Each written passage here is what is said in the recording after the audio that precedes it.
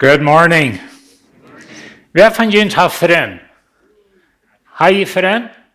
En het leeft je bloos die haar. Ik las van een man, hij weer dommel bij was, als de kerk aanvang, al vele jaren terug. En hij weer immer in de kerk was, hij had alle Leiter kunnen hij kon veel schrift uitwendig, hij had meest alle teams gedaan, wat de kerk had. Bitte predigt nicht, aber wie immer durch was, für Jahren und Jahren. Und einen Tag dann trafen hij und sein Freund sich für einen Kaffee. Und sie vertellen von der Kirche, sie vertellen von all den Jahren, was er getan hat, von welchen Teams er alle als Band was und all diese Dinge.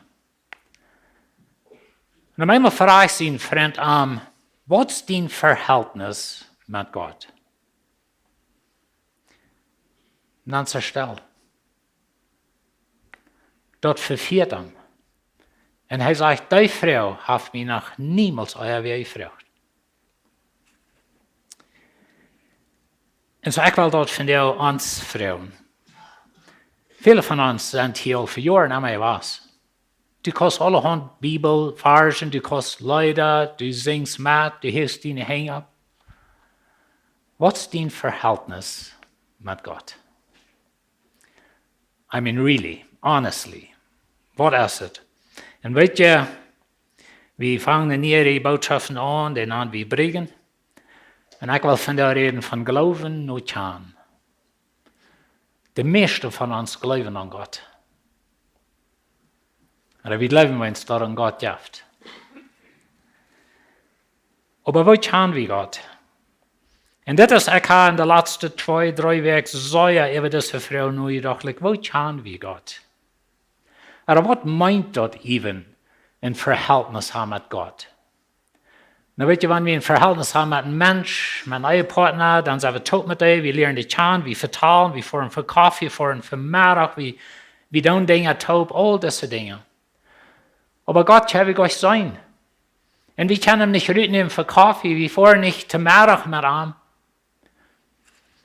En dan eenmaal vragen ons, wat meint dat even? Een verhältnis hebben met God. Dat Christentum wat verder betekent, en vielleicht ook wie zelfs geloven aan Christentum, als dat is een religion van regelen, dat is een systeem van geloven, of dat is vielleicht een, wat ik op Engels zou zeggen, een moral code, like dat is bloß een moralische systeem, wat mij zegt, wat recht en aardig is. Aber die Bibel lehrt uns, dass das Christentum ist really ein Verhältnis. Aber was meint das? Das ist ein Ding, wo ich mit Kjanen von meinem Leben, ich will das aufrichtig sein mit Ihnen. Like, was meint das even, wenn ein unsichtbarer Gott ein Verhältnis hat? Und das ist auch, wenn viele von uns Christenleben dreht sich sonntagsmorgens. Und das wird für das Mann, für Jahren, er weiß alle Regeln, er weiß alle Versen, aber das dreht sich sonntagsmorgens. Und wenn es ist in der Weg wie, dann hat er kein Verhältnis mit Gott.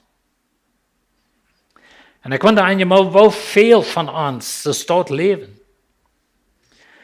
In Johannes 17, Vers 3, Jesus betet laat für seine Jünger, für sich selbst, seine Jünger und für uns. Und dann sagt er in Vers 3, das ewige Leben ist das, dass sie den einzigen wahren Gott in Jesus Christus, den du geschickt hast, kennenlernen. Kennenlernen. Wo lernst du wem kennen? Und ich werde ein bisschen lauter von dort reden. Aber weißt du, die Bibel stellt uns niemals in Gott vor, was bloß ein System von Glauben ist. Na, wir glauben an Gott nicht. Hebräerbrief sagt, dass wir an Gott kommen wollen, mit glauben, dass er existiert und dass er die belohnt, was er ernstlich sehen. Und die Bibel ist voll von Glauben und voll von Verhältnis haben mit Gott. Und so Gott ist nicht bloß in Gedanken da und was wir glauben, oder bloß in Idee und was wir glauben. Was sozusagen in der Welt rumschwammt und wir glauben, dass du hast irgendwo in Gott.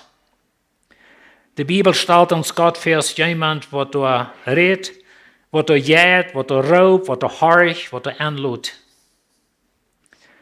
Wir sagen einmal in der Schaf, dass nicht, was du weißt, dass wem du weißt, oder wem du kannst. Was der Unterschied merkt, und das mit Gott auch so, das nicht really, was wir von am Weiten. Aber wem wir kann.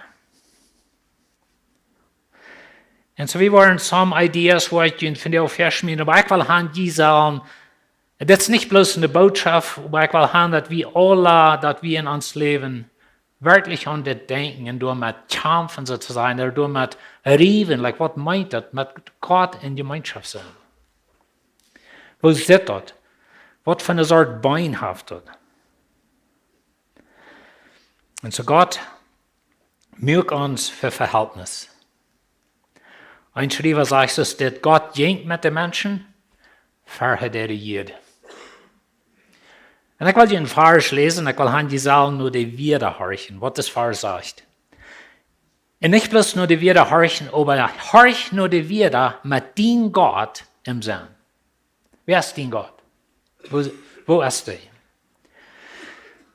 In 1. Mose 3,8 sagt es, als der Tag anfängt aufzuzählen, Hirten sei, dass der Herr Gott im Garten jenkt.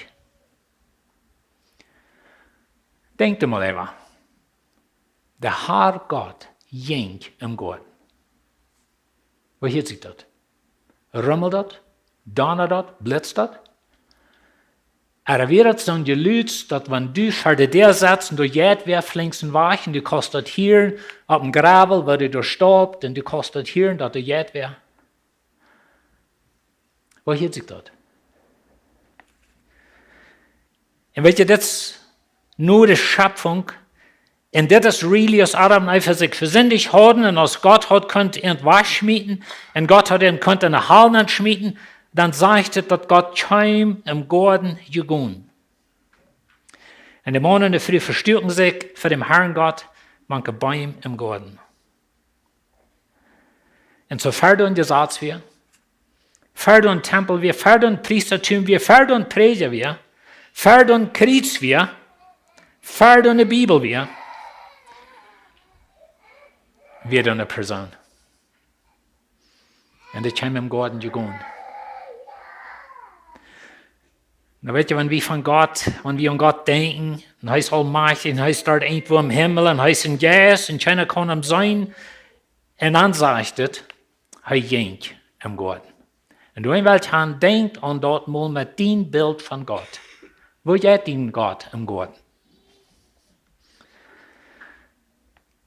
Ein anderer Schreiber sagt, hat geschrieben, Gott baut nicht in der Thronstuhl, er plant einen Garten. Gott baut nicht in der Thronstuhl, er baut einen Garten. Und weißt du, was die im Garten tun? Ich denke alle an einen Park. Wenn das Garten, dort wir nicht bloß den kleinen bisschen Land, wo die Gurkenbohnen planten, das ist wie ein Park sozusagen, ein Garten. Ein geraderes Ding. Und so Gott baut nicht einen Thronstuhl, er baut einen Garten, und das ist ein Garten, wo wir von Walk gehen, das ist ein Garten, wo wir auf der Bank sitzen mit wem und spazieren, das ist ein Garten, wo wir Blumen bechecken oder Bäume oder whatever, das ist aber das ist ein Garten, wo du leben hast, das ist, wo die Menschen taub kommen, das ist, wo wir ran taub, das ist, wo wir Basketball fahren, das ist ein Garten. Ein Garten ist ein anderes Bild aus einer Kirche sozusagen, oder aus einem Tempel, oder aus einem Thronstuhl. Na, Gott hat einen Thronstuhl, er hat einen Tempel.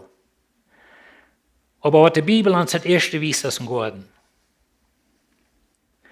Und so Gott mögt die Menschen nicht bloß als jemand, was ohne seine Autorität wird sein, er mögt uns zum am taub sein, für Verhältnis.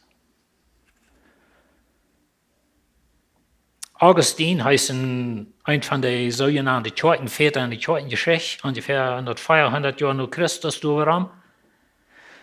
Er sagt bei ihm von dem, was er sieht, und immer was er sieht, und dort wie, dass du hast uns für die gemerkt hast, und unsere Horten sind unruhig, aber die rufen in die. Und weißt du, das really, wo das Menschenleben ist. Wir sind für Gott gemerkt. Er hat uns für sich gemerkt. Er hat uns in sein Ebenbild gemerkt. Und uns Hort ist auch ruhig, aber wir rufen in Gott. En weet je, deze aarde, die verzeker we te versterken, dat wordt we zijn, het is een universal ding, manche mensheid.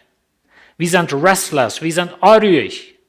We verzekeren dit te versterken met arbeid, en met verhältnissen met mensen, met dingen wat we gemerkt hebben, met achievement, wat we zijn, dingen wat we hebben voorgebracht, en sogar met religion. En met jeder zin aan de kerk zaten, en met metzingen, en met duinen, en jeder team wat de kerk heeft. En zo we versterken ons werkelijk het verhältnis met God, hangen deze dingen. En dat is wat deze man had gedaan. Voor eeuwig 30 jaar. Zo hij geschaft. Hij heeft vriend met allen in de kerk. Hij had alle hand voorgebracht in de kerk. Hij was een religieuze man. Jeder man checkt op naar hem. Tegenwoordig laatst moest er zijn, ik ken God really niet persoonlijk. Dat is een religieuze systeem geweest voor mij, voor al dit leven. En zo is het bij ons. We zijn verantwoordelijk, we zorgen ons, we hebben angst, al deze dingen. En zo God heeft ons gemerkt voor zich. Maar wie weten zin heeft het verhältnis verbreken? Weet je schon, merkt ons versterken. Genade komt zegen. Zin merkt ons versterken, Genade kommt zegen. Das war wiederum geworden sein. Adam und Eva hatten sich versündigt, sie verstärken sich, aber Gott kam ins Segen. Das ist noch einmal ans Leben. Das ist noch einmal, was wir tun. Wir können alle uns verstärken für Menschen, aber nicht für Gott. Und so wenn wir uns versündigt haben, oder vielleicht hast du es einmal wen, wie wir uns Leben erlauben, was nicht nennen hier, dass wir nicht ein Verhältnis haben mit Gott. Aber wir haben uitgeredet, wo wir nicht so ist, wir verstärken, dort hängt Religion, hängt Drohkeit, hängt moralisches Vergleichen. Wo fährten? Vergleichen wir uns mit selbst, wenn wir sagen, ich sehe nicht so, als du ist, oder ja, das sind eure Menschen, oder da, was du das sind, was ich never tun. Aber das sind Dinge, die wir brauchen, die uns nicht ganz in das Verhältnis nennen. Wenn meine Frau mal nicht an Tieten Haus kommt, also sie ist vorhanden gefahren und der Harald soll Tüß sein, aber der erst noch nicht, dann denkt ihr ans Denken, ja, mal futzlich, was da passiert, oder wohnst sie noch nicht Tüß.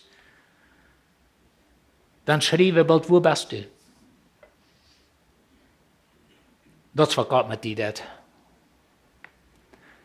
Wo bist du? Dat is wat God met Adam en Eva deed. Wo bist du, Adam? God, op Engels zeg ik, refuses to abandon relationship. God wordt niet in verhältnis te zich schmieden. Ik had een latere tijd durch Ezekiel gelezen.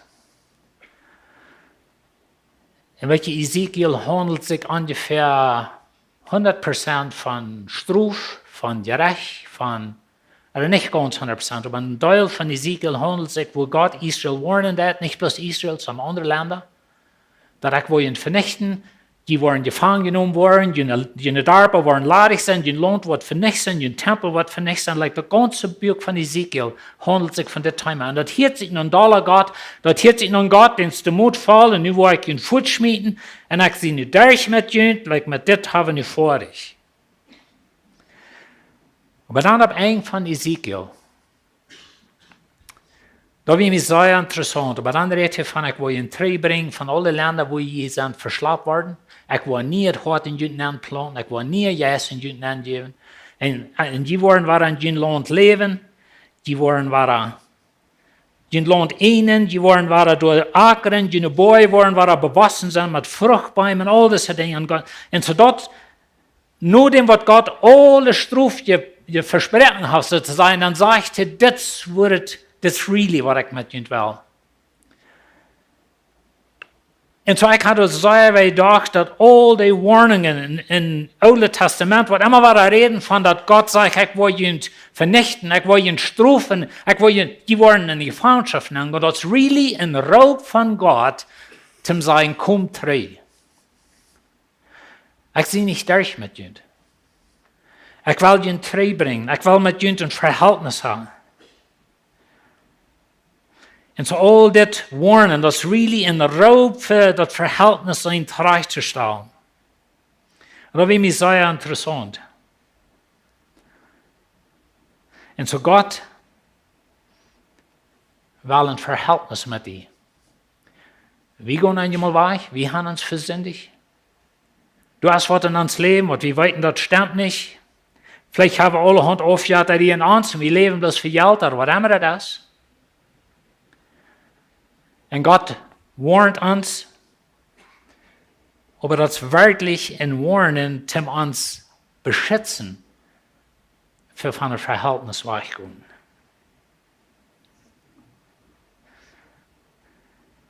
Gott will gekannt sein. Gott will nicht bloß haben, dass wir Wort von ihm kennen, aber dass wir ihm persönlich kennen. Das ist ein großer Unterschied in menschlichen Verhältnissen. Wenn du Wort von einem Mensch kennst, oder du kennst den Mensch. In Jeremia 9, Vers 22. Das ist, was der Herr sagt. Laut dem, wer klug ist, sich du nicht mit mein. Laut dem, wer stark ist, sich du nicht mit pochen. Laut dem, wer reich ist, sich nicht groß tun. Ja, ich würde sagen. Das Einzige, von was wird es zu reden, ist, dass die mich verstehen und mich kennen. All uns schrecklich getroffen. All uns streben für Reichtum. All uns streben für all diese Dinge, was wir haben. Weißt du, was Gott davon sagt? Das Einzige, was wird es von zu reden, ist, dass die mich verstehen und mich kennen. Und dann sagt er das, ich sehe den Herr und ich weiß mich, ob die Erde mit treu hat gelebt, mit treu hat ich lebt, soll ich sein, mit gerecht sein und reich sein. Und das ist Krieg, was mir gefällt, sagt der Herr. Na, weißt du, was er hier sagt? Er sagt, er ist mit treu hat gelebt, aber dann sagt er noch das Wort. Er wird noch mal reich sein. Er will Gerechtigkeit. Auch für die. Viele von uns, wir haben Dinge in uns Leben, wo wir einmal so denken, da fehlt noch mal Justice über. Da fehlt mal Gerechtigkeit über. Like, da muss mal gerecht werden. Was sie mir angetan haben, was sie meine Familie getan haben, was da passiert ist, das ist nicht recht, da fehlt gerecht über. Na, wollen wir dort nicht von reden, aber wir denken, fehlt es dort. Das ist bloß nicht reich, was hier passiert ist. Like, das geht gleich Tochterluten. Und Gott sagt, ich will haben, die sollen mich verstehen und kann, wenn ich sie in Leuchttuliger Gott, ich sie in gerechter Gott, ich will noch mal reich sein. Und Gott wird sich weiten. Mit den Dingen vielleicht, was uns wehtun, die Dinge, was uns hat getan, oder meine Familie hat getan, oder meine Kirche, oder was immer du hast. Aber das ist ein Gott. Er will Verhältnis. Das Wort Jada, das ist ein Wort, was da dabei geht, ist bloß Dinge weiten von wem. Das ist ein persönlich Kern. Die Bibel hat ein sehr interessantes Reden einmal. Und das sagt, dass Adam kennt Eva, und sie hatten ein Kind. Das war das Wort Kjanen. Das ist ein tiefes, persönliches Verhältnis zwischen Mann und Frau, was das tiefste Verhältnis ist, was es gibt zwischen zwei Menschen. Das ist, was Gott sagt. Ich will haben, die sollen mich kennen. Und so, Jesus kennt, als Gott mag uns. Ein Schreiber sagt, Jesus braucht nicht Menschen nur Gott, er braucht Gott nur die Menschen. Ich dachte etwas, das so wäre nicht. Aber das sagt in Matthäus 1,23, check einmal, eine Mial wird schwanger sein und wird den Sehen zur Welt bringen, den wollen sie Immanuel nennen, dort meint Gott mit uns. Gott mit uns. Jesus lehrt nicht bloß von Gott, er ist Gott. Deze vrouw is later tijd aan mij aangekomen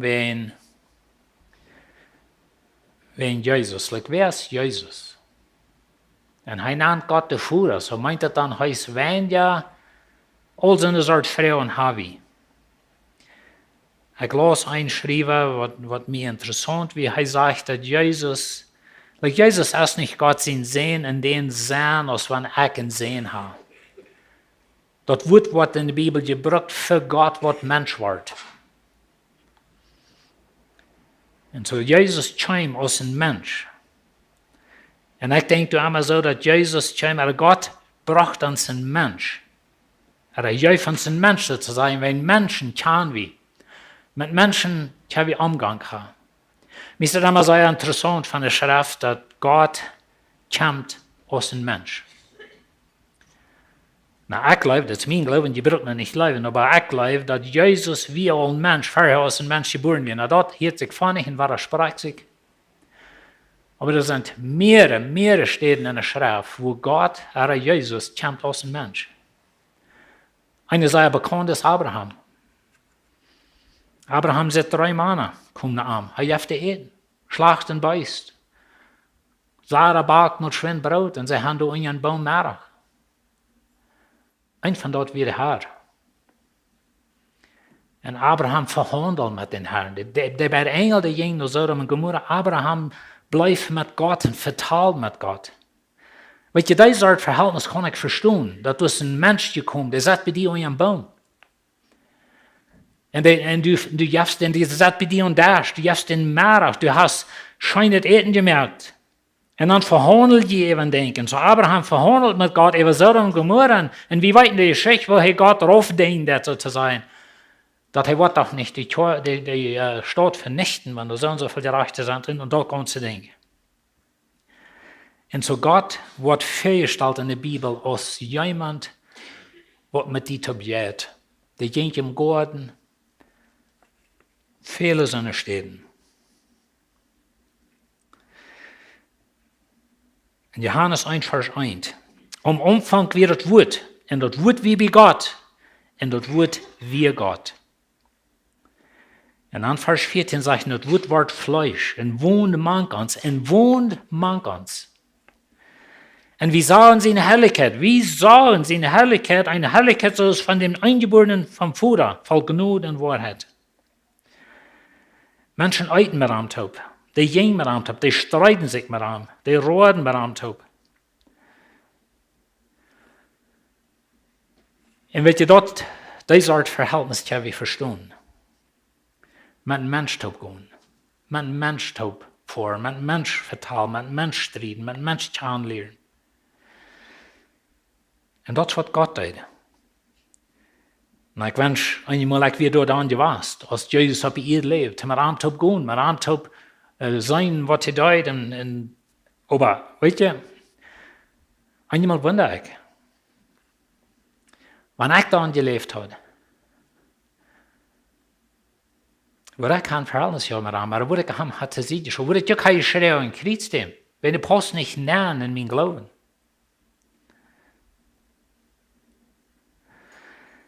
En zo God wil verhältnis. En weet je wie kampen met dit? Wat meint dat voor die? Sommige dingen wat verhältnis met God niet meint. Dat meint niet volkomenheid. En je moet denken, vielleicht zo ik zie tunzendelijke mens, ik had toch veel fehler. Dit, dat, jant. Ik wil je niet toeroeden. Dat moet de psalmen lezen voor jezelf. En wanneer je de psalm lezen, dan doet moet checken naar de emotionele dingen in psalm. Du hast twijfel, du hast oor, du hast een schreeuw naar je recht, waar ik al van reed, dat lijkt allemaal mijn vriend doodchielen, zo'n dingen staat. En zo dus begaan en dan te prijzen. Ik las deze week een psalm, ik had hier zo naam, maar ik kan niet, maar ik las een psalm. En dat is een psalm David, dat is een ganz korte psalm, ik leef 3 of 5 vers. En hij schrikt zo te zijn naar God en hij zegt, hoe lang wirst du mir nicht antworten? Wo lang wirst du deine Regen um mich drehen? Like, wo lang soll ich hier in das Elend leben? Und wo lang, aber du mal wirst horchen um mich? Das ist so sein Red zu Gott. Aber dann zuletzt, der letzte Vers, da sagt er, das ist es, wenn er durchstellt hat, er hat sein Hart ausgeschaut, er hat geschrien, oh Gott, und dann sagt er, ich kann die, ich vertraue die, ich liebe die, ich weiß, du wirst das rechte Ding tun. Wir haben einmal ein bisschen so denken, vielleicht, dass wenn wir mit Gott wollen Verhältnis haben, dann muss das so ein Fremder hergehen, wir müssen so ein rechte Wehre reden. Viele Menschen haben nicht gelehrt, ein blödes Beten, und wir wehren uns dafür, wenn wir wollen nicht der rechte Wehre sein, all so eine Dinge ist dort. Weißt du Gott? Gott kennt den Grenzen sehr gut. Er kennt den Complaining, er kennt all deine Weide, er weiß korrekt, was das ist in dein Leben. Und ich glaube einmal, wie bühen, Verhältnis mit mal noch Gott schreien und mal Gott sagen, korrekt, wo mir das geht und wo der Wort alle ist und wo Janem fehlt dort zu chillen und all so eine. Gott weiß das, rein alle. Wohin versteigst du das? Und wenn ein Verhältnis mit einem Menschen bühen, wie mit mal aufrichtig sein, mit einem Menschen, mit dem mal vertrauen und wie vertrauen und so weiter. Wir vertrauen vielleicht die guten Dinge an uns Leben, oder wurde es eine eigene Schwierigkeit, oder wurde es manche Kinder Schwierigkeit, oder all diese Dinge. Wir brauchen einen Counselor einmal, die mal uns hart ausschauen, und das ist, was Gott mit dir will. Sieh mal aufrichtig mit Gott. Das ist ein Weg von Verhältnis haben mit Gott. Und so, dass es nicht vollkommen hat, das ist nicht, dass mit aller Kraft so Feuer konnte ich loten, sondern du kannst mit Gott vertrauen. Noch ein Ding, was das nicht meint, ist nicht beständig gefeilt. In 2. Korinther 5,7 sagt, wir leben noch in der Zeit, wo wir bleiben und noch nicht, wo wir sein. Und das ist really ein Problem für uns, ist es nicht? Na, das Wort sein hier, in der originalen Sprache, welche für uns, wir haben unsere Werte, und die meinen manchmal wenig für uns, aber das Wort sein meint auch feilen, oder auf Englisch sagen, a sense. Ich kann gefeilt eben denken, oder ich feil in gewisse Dinge. Und das war das hier auch gemeint. Wenn das christliche Leben gegründet wird, in wo ich mich feil, dann wird es al viel mal zwei Brigjen sein. Aber in unsere äußersten Tiden, dann ist Gott da. Wenn wir allzu viel noch rohren, das allzu viel noch grünzen, die Dinge, die allzu arg gehen ans Leben, dann wollen wir mal aufrichtig sein, wollen wir Gott mal vertrauen, was es geht. Hast du mal?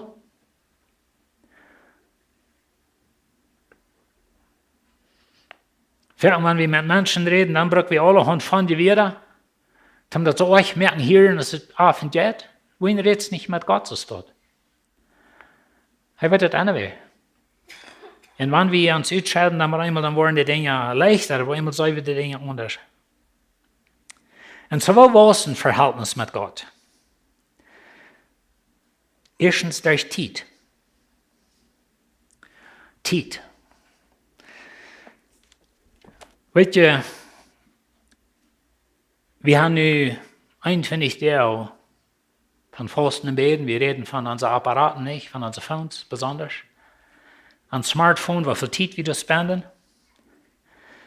Und du weißt alle News, weißt du wohin? Wenn du das Zeit nehmen mit dem Phone. Wenn du was mit einem Menschen fremd worden, dann was mit dem taub. Und so, Gott sein Wort in Gebet. Zeit. Wir sind schrecklich trockene Menschen, da weiß ich gut.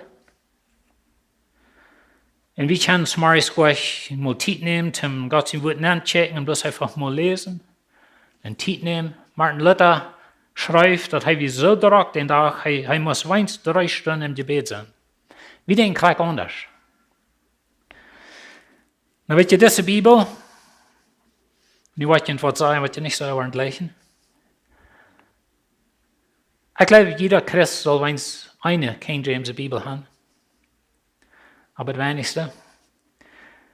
Diese Bibel nennt sich eine Evidence Bible, aber das ist eine King James, bloß mit modernen Wörtern. Eben's korrekt so geschrieben, nicht geändert bitte die da und dein und da und all die Wörter, was wir meist nicht sagen können. Und so diese Bibel gleich sagen. Aber wirst du gleich in Gott kennenlernen?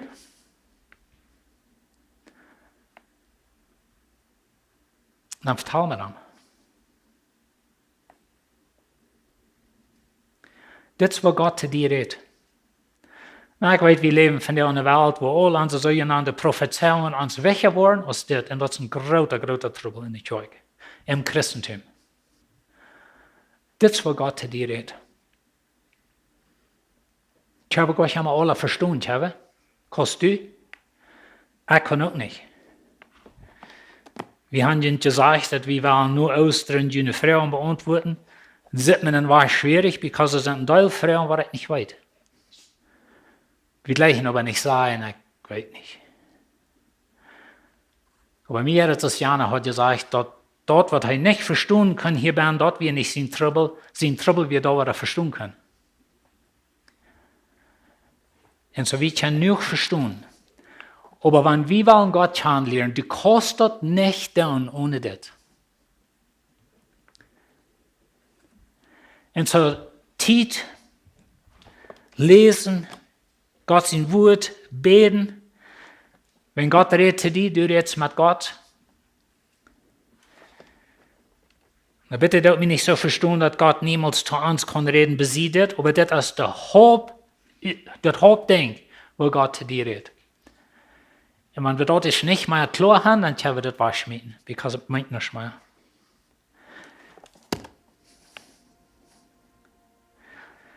Würde je, von der Seite, 70% von allen Verhältnissen zwischen jungen und alten fangen online an. Was ist das? Was ist das? Geschrieben sind, oder nicht?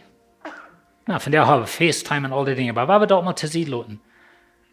Aber weißt du, das ist weit oft die Person, das ist vielleicht eben sogar von anderen Kulturen, der wohnt ganz das, wo fangen die ein Verhältnis an? Was ist das? Krijg zo, moet je met Gott doen. Schrift aan. Vertaal me aan. Horch nu aan. Tijd. Nog een ding, wo wir Verhältnis bauen, mit Gehorsam. Du kannst das ganz auswendig weiten und danach von den Dieben leben. Und so Gehorsam. Gehorsam ist nicht, wo wir ein Verhältnis verdienen. Gehorsam ist, wo wir in einem Verhältnis leben. Ein Schreiber sagt, das Evangelium ist nicht nur eine Vergebung für Sinn, und das, wo wir fertig von reden, wir sind so froh, wir haben Genug, wir haben Vergebung, weißt du, was das ist? Ein traggestaltetes Verhältnis, das was really ist. Der Sinn ist wahrgenommen, als wir sind oben Gott, wir können vor Gott in den Thron kommen, Tag und Nacht. Du bist gemerkt für Verhältnis. Jesus ist gestorben, um das Verhältnis tragzustellen. Aber du kannst nicht mit Gott fremd sein, wenn du niemals mehr am Zeit nimmst. Und wenn wir niemals im Wort lesen und niemals mehr am vertrauen. Und wenn du bloß dann mit Gott fremd bist, wenn ich die predige, dann ja mit mir über die. Because das ist ein Sinn, der das Leben. Und wir immer hier reden, ich meine, das ist fein, predigen. Aber wenn du nicht persönlich Gott kennenlernst, dann kennst du Gott nicht. Dann bist du religiös, aber das ist alles, was du bist. Und die Frau ist nicht läufst du um Gott. Weißt du, was die Frau ist? Yes, du mit Gott. Yes, du mit Gott. Lest du mir an. Vertalst du mir an. Hörst du nur an. Das ist ungestorben. Und das ist immer bloß Tau. Und du bist nun im Himmel. Und du weißt, Gott soll dir raten, er soll dir in den Himmel geben, aber du kannst ihm nicht, wenn du hast noch niemals really mal gecheckt, wer er ist. Und ich will uns sehr merken und sehr anspornen, dass wir Gott kennenlernen persönlich. Because wenn das aufhängt von mir, dann merke ich einen Fehler und dann flammt das alle an Gloowen an. Because you glauben wir an mich, nicht an Gott. En we zijn dat im Christentum vandaag zo zeer weten bereid, dat alle handen grote kerkenleiders wat beroemd zijn im Christentum, die vallen in zin en die zijn buiten uit de kerk en we weten meest niet hoe we handelen, wenn dat we mijn God.